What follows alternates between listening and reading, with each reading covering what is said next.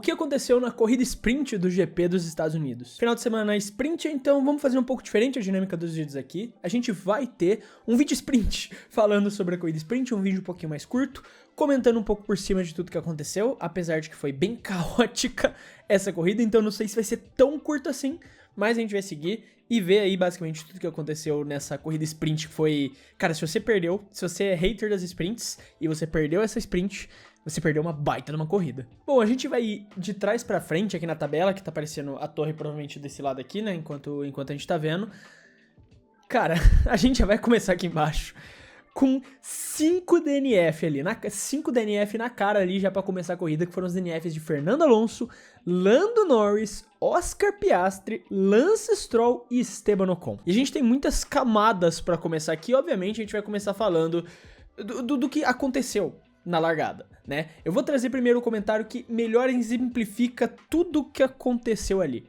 O Caio X Live 13 trouxe o Piastri no boliche.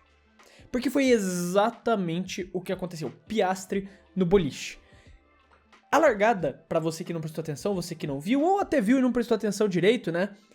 Teve a largada, o Max larga muito bem e ele ia manter a pole de qualquer jeito. O Max larga bem e se separa do resto do pelotão. Só que o Lando Norris, surpreendendo todo mundo, né? Larga mal. E o Piastri aproveita disso para ganhar uma vantagem e tentar ultrapassar o Norris. Só que então eles estão chegando ali na curva, o Piastri percebe que não ganhou tanta vantagem, então o que ele decide? O Piastri decide que vai tentar fazer um X no Norris. O Norris tá por dentro, o Piastri tá por fora. O Norris dá a freada ali normal, o Piastri segura um pouco e ele vai tentar vir por cá, por dentro. Bati até no microfone aqui explicando, né? Ele vai vir por dentro aqui para fazer um X e tentar ganhar a posição em cima disso do Norris.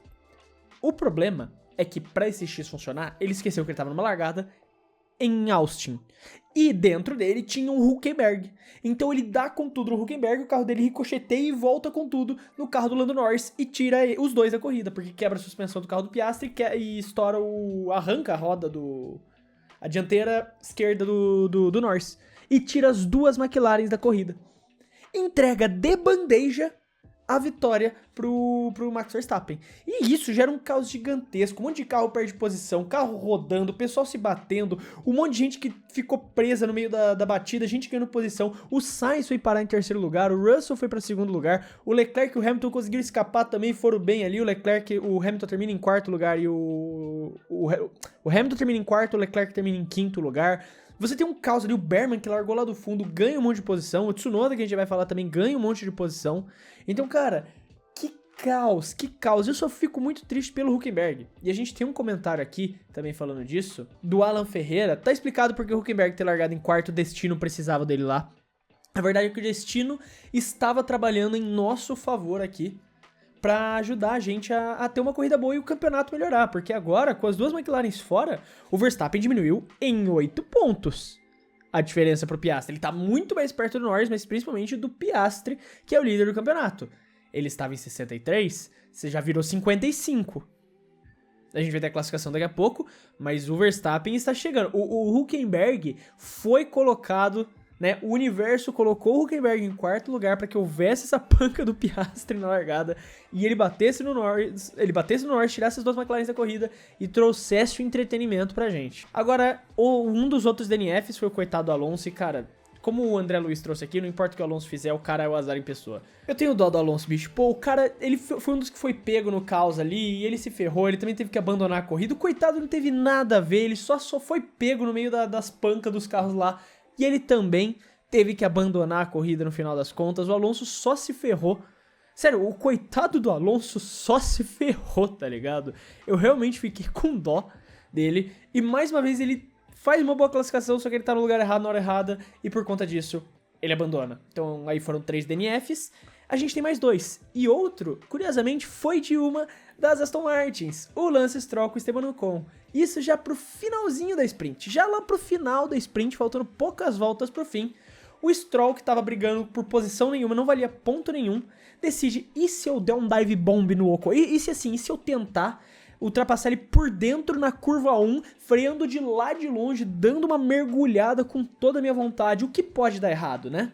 E daí, obviamente, ele erra com tudo, bate no Ocon, os dois saem da pista ali e acaba com a corrida dos dois. O Stroll destruiu a corrida do Ocon tentando fazer um dive bomb numa situação que não valia nada. Não valia absolutamente nada pro Stroll. Ele só falou, mano, e se eu for? Fui.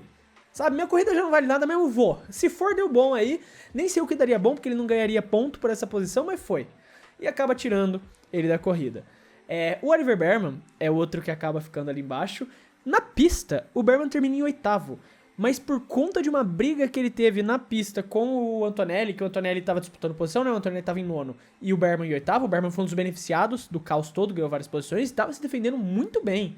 Tem que ser dito, estava se defendendo muito bem do Antonelli. E o Bearman acaba saindo da pista e a FIA julga que o Bearman merece levar 10 segundos de punição, o que eu achei uma punição bizarra. Uma punição de 10 segundos pro Bearman foi bizarra, foi realmente bizarra. Não fez o menor sentido. E isso cria uma dúvida muito interessante. Quer dizer, interessante não, né? Uma dúvida muito importante. Porque se o Bearman levar 2 pontos na carteira por essa infração, que a FIA julgou ser uma infração, mas eu acredito que não deva ser, e se a Haas apelar, é até capaz de perder essa infração, ou pelo menos não levar os pontos na carteira, ele vai somar 12 pontos na carteira e vai levar a suspensão de uma corrida. Ou seja, se ele levar a suspensão, ele acumula os 12 pontos na carteira e a Haas vai ser obrigada a colocar um piloto reserva ou algum outro piloto pra correr no lugar dele. Não sei se daí já no GP dos Estados Unidos ou na próxima etapa, vai tudo depender de como isso vai ser decidido. Mas o Bearman corre risco de levar uma suspensão de uma corrida.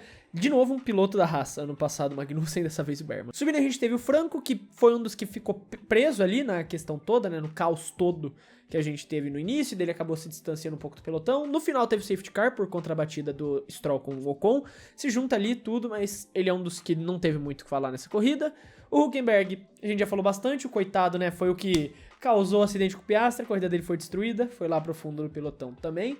O Radiar ali na frente, teve até um momento na corrida, antes do segundo safety car, que o Hülkenberg e o Radiar ficaram disputando posição, ficaram brigando ali na pista e tal, acabou não dando em nada.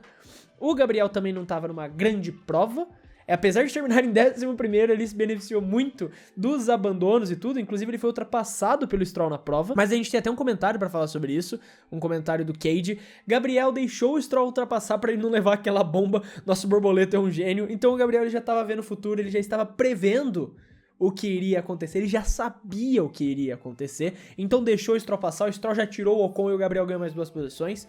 Na pista mesmo, falando sério, não estava sendo uma grande prova, ele não estava indo muito bem, mas ele se beneficia, estava sendo consistente o suficiente para estar bem ali na prova, não se envolveu em nenhum problema, o pessoal foi abandonando, foi tendo seus problemas e ele foi ganhando as posições. Depois a gente teve o Pierre Gasly, que até conseguiu se beneficiar também do caos todo que rolou ali no começo, ele ganhou umas posiçõezinhas e estava bem durante a corrida. O Liam Lawson ficou próximo ali da zona de pontuação também, fez uma boa corrida para terminar na 9ª colocação.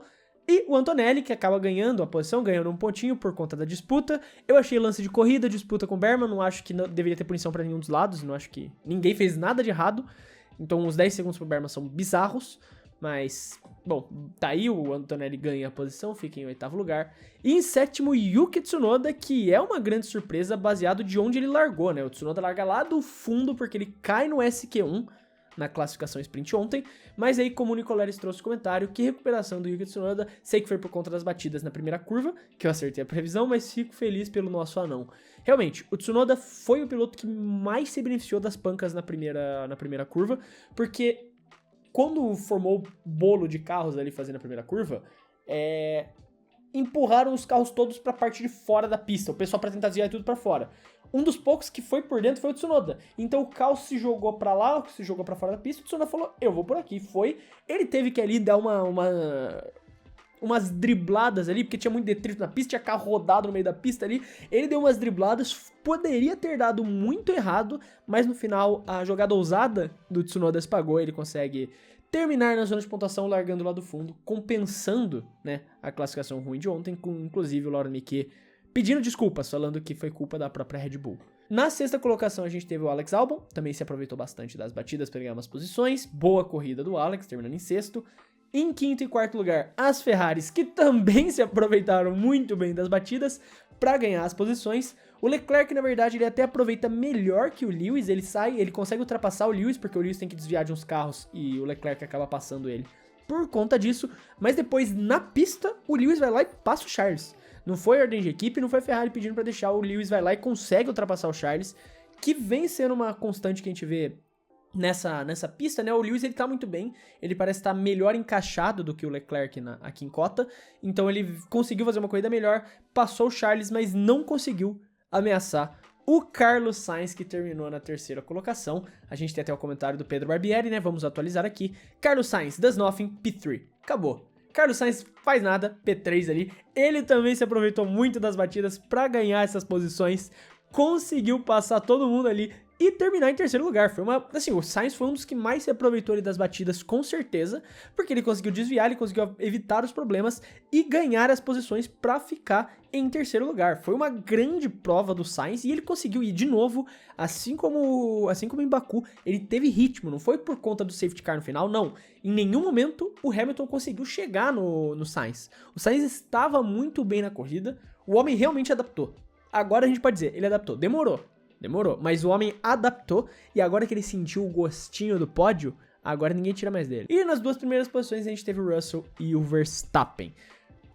Teve um momento ali que o Russell até parecia que ia brigar com o Verstappen, eles vão pra fora, os dois saem da pista, né? O Russell até tenta dar um dive bomb também, um naipe stroll, só que lá na curva da reta principal, e daí os dois saem pra fora da pista, o Max até reclama no rádio, mas fica por isso mesmo, e pra mim tinha que ficar por isso mesmo, não tinha que ter tido punição.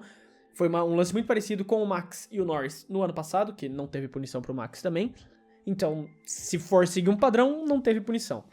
No final das contas, o Max estava muito mais rápido e depois disso ele foi gradualmente abrindo, até que o Russell não conseguiu alcançar mais o Verstappen e eventualmente o Verstappen cruza a linha de chegada, faz 8 pontos e diminui a vantagem no campeonato de pilotos cada vez mais próximo das McLarens. A verdade precisa ser dita, então, parabéns aí pro vencedor da corrida, como trouxe o Hiddens, que foi o Bernd Maylander, liderou a maioria das voltas ali, o nosso piloto do safety car foi excepcional a corrida inteira.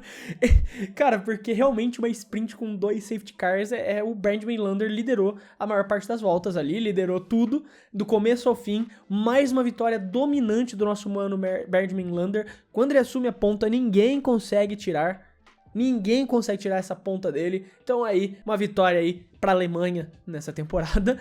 Mas a verdade é o comentário que o Vitinho trouxe. Não ironicamente, essa sprint teve mais emoção que muita corrida por aí. E essa foi uma boa sprint. São raras, mas as boas sprints também acontecem. E fica aí no registro que essa sim foi uma boa sprint. Realmente, ela entregou entretenimento do começo ao fim. Teve disputa, teve caos.